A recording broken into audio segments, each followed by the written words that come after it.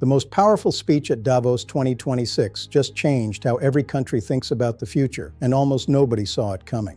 Mark Carney, former Bank of England governor and current UN Special Envoy on Climate Action, stood on that stage and delivered a warning so stark, so brutally honest, that it sent shockwaves through global leadership. The era of rules-based order is over. We've entered an age where power, not principles, determines outcomes.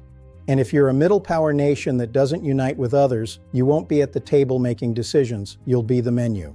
In 18 minutes, Carney dismantled decades of assumptions about global cooperation, exposed how China and the United States are rewriting economic rules through force rather than negotiation, and laid out a survival strategy for countries caught between superpowers. This speech is already being called the most important geopolitical analysis of the decade, and what Carney reveals about the New World Order will fundamentally change how you understand global power. January 20th, 2026, the World Economic Forum in Davos, Switzerland. The annual gathering of global elites where world leaders, CEOs, and economists discuss the future. This year's theme is rebuilding trust in a fractured world, which is ironic given what Carney is about to say about trust being irrelevant in the new order. He's scheduled for a keynote address on global economic governance, expected to be the usual diplomatic talk about cooperation and multilateralism. Instead, he delivers a geopolitical bomb. Carney starts calmly, almost academically. For 75 years, the global economy operated on a simple premise: rules matter more than power. The Bretton Woods system, the WTO, international trade agreements, they all assumed that nations would follow agreed-upon rules because mutual benefit outweighed unilateral advantage. That era is over. Not declining, not weakening, over. The room goes quiet. This isn't the usual Davos optimism. He continues, "Look at what's actually happening, not what we wish was happening." The United States, facing strategic competition with China, is no longer using WTO rules to resolve trade disputes. It's using tariffs, sanctions, and export controls as weapons. Not because it doesn't understand the rules, but because its decided rules are slower and weaker than power. China, building the Belt and Road Initiative, isn't asking permission from international institutions. It's creating new facts on the ground, new dependencies, new leverage. Again, not because it rejects rules, but because it recognizes that in a world of great power competition, possession is 9/10 of the law. Carney pulls up a slide showing global trade flows. 30 years ago, trade followed economic efficiency. Goods were produced where costs were lowest and sold where demand was highest. Today, trade follows strategic alignment. The US is reshoring critical supply chains regardless of cost. China is weaponizing rare earth minerals regardless of market efficiency. Europe is building strategic autonomy regardless of comparative advantage. What's driving these decisions? Not economics, geopolitics, power, security. The calculation has fundamentally changed from how do we maximize prosperity to how do we maximize control. Then Carney says the line that becomes the headline, and in this new world, if you're a middle power, if you're Canada or Australia or South Korea or Brazil or Indonesia, you face a brutal choice. Unite with other middle powers to create collective leverage, or be picked off one by the great powers. You will either be at the table or you will be the menu. The phrase "on the menu" goes viral within hours. He explains what he means. Great powers are reorganizing the world into spheres of influence.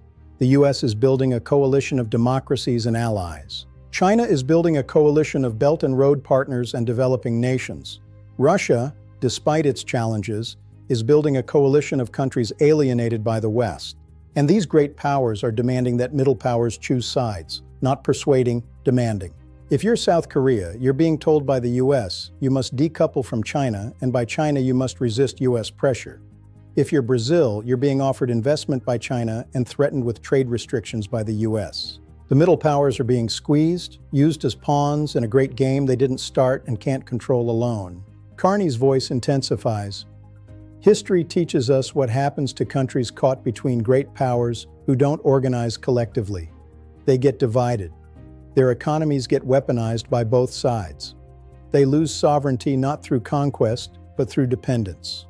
Poland in the 18th century, carved up by empires because it couldn't build strong enough alliances. Small European nations in the Cold War, forced into rigid bloc alignment because neutrality wasn't viable without collective security guarantees. This is the fate awaiting middle powers today unless they recognize the reality and respond appropriately. He presents his solution, what he calls the coalition of the capable. Middle powers collectively represent 40% of global GDP, 35% of global population, and most importantly, control critical resources, technologies, and markets that great powers need. But separately, each middle power is vulnerable to economic coercion. Together, they could create a third pole in the emerging multipolar world, not aligning with the US against China or with China against the US, but creating independent leverage that allows them to negotiate favorable terms with both. Carney outlines specific mechanisms. First, trade. Middle powers should accelerate comprehensive trade agreements among themselves. The CPTPP is a start, but it needs expansion and deepening. Create a trading bloc large enough that both the US and China need access to it, giving middle powers leverage in negotiations with both. Second, technology. Pool resources to develop critical technologies independently. Don't let yourselves become completely dependent on American semiconductors or Chinese telecommunications. Build alternative supply chains within the coalition. Third, finance. Reduce dependence on dollar and yuan by increasing trade in national currencies and expanding currency swap arrangements, not to replace dollar hegemony, but to create alternatives that provide options. He addresses the elephant in the room, security. I know what you're thinking. The US provides security guarantees to many middle powers, particularly in Asia and Europe. How can they organize independently without alienating their security patron? This is the difficult balance. But consider, the US itself is becoming less reliable as a security guarantor as it focuses resources on strategic competition with China. And security dependence is precisely the leverage great powers use for economic coercion. The answer isn't to abandon security relationships, but to diversify them and build collective security arrangements among middle powers where possible. Australia, Japan, and South Korea coordinating defense technology development. European middle powers strengthening EU defense cooperation. It's not about opposing the US, it's about not being entirely dependent on the US. Carney then drops another bombshell, criticizing his own country. Canada, my home nation, is a perfect example of middle power failure to adapt. We've spent decades assuming our geography protects us and our relationship with the US secures us. But look at recent years. The US has used steel and aluminum tariffs against us for national security reasons, treating a close ally like a threat. China has arbitrarily detained our citizens for political leverage. We've been caught between two great powers with insufficient independent capabilities to resist either. Why? Because we haven't built strong enough economic and political coalitions with other middle powers. That strategy is obsolete. He shifts to climate and technology, connecting them to geopolitics. The energy transition is becoming a theater of great power competition. Control of critical minerals, battery technology, green hydrogen, these are the new oil. And great powers are moving aggressively to secure dominance. Middle powers sitting on critical mineral reserves, Australia, Chile, Indonesia, are being courted and coerced by both sides. If they negotiate separately, they'll be played against each other. If they coordinate, they can set terms. Same with technology. AI governance, cryptocurrency regulation, digital trade rules, these are being written by the US and China based on their interests. Middle powers need a collective voice in these negotiations or they'll be rule takers, not rule makers. Carney's conclusion is stark. We can pretend the rules-based international order still exists, that the WTO matters, that international law constrains great powers. That's comforting but false. Or we can recognize reality. We're in an era of great power competition where might increasingly makes right.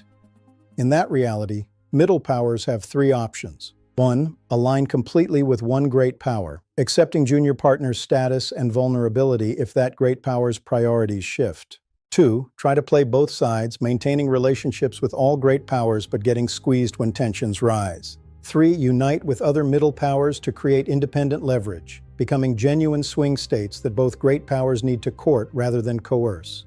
Only the third option preserves sovereignty and prosperity. But it requires middle powers to think and act differently than they have for 70 years. His final line, "The choice is yours. Be at the table or be on the menu. But understand, neutrality without power is not an option." Switzerland could be neutral in World War II because of mountains, armed population, and financial utility to both sides. Today's middle powers don't have those luxuries. You need collective strength or you'll face collective vulnerability. The great powers are organizing. The question is whether middle powers will organize too, or whether they'll be picked apart one by one. The speech ends to scattered applause, not because it wasn't powerful, but because it's uncomfortable.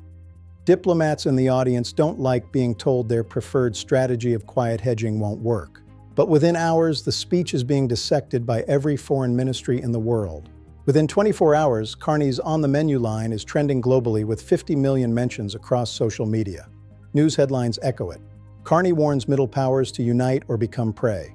Foreign ministers from Australia, Canada, South Korea, Indonesia, and Brazil released statements saying they're studying Carney's proposals. Academic institutions announce conferences on middle power strategies in great power competition. But the real impact comes in policy changes over the following months.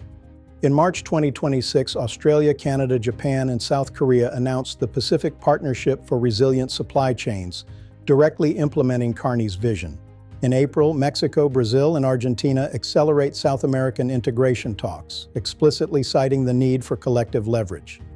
In May, the EU announces expanded outreach to middle powers in Asia and Africa for Strategic Partnership 2030. Not everyone agrees with Carney. Realist scholars argue he's underestimating the extent to which middle powers are already locked into great power blocks by security dependencies and geographic realities. Liberal internationalists argue he's being too pessimistic about the rules-based order and that his prescription could accelerate its collapse. Chinese officials criticize the speech as promoting bloc mentality and division. American officials privately worry it could undermine alliances. But 6 months after Davos, the conversation has shifted. Middle powers are organizing more actively. They are seeking collective leverage. They are implementing Carney's framework, whether they credit him or not. The speech didn't create the trend, but it crystallized it, gave it vocabulary, provided a roadmap. This is what honest analysis looks like in a world of diplomatic doublespeak. Mark Carney didn't tell middle powers what they wanted to hear.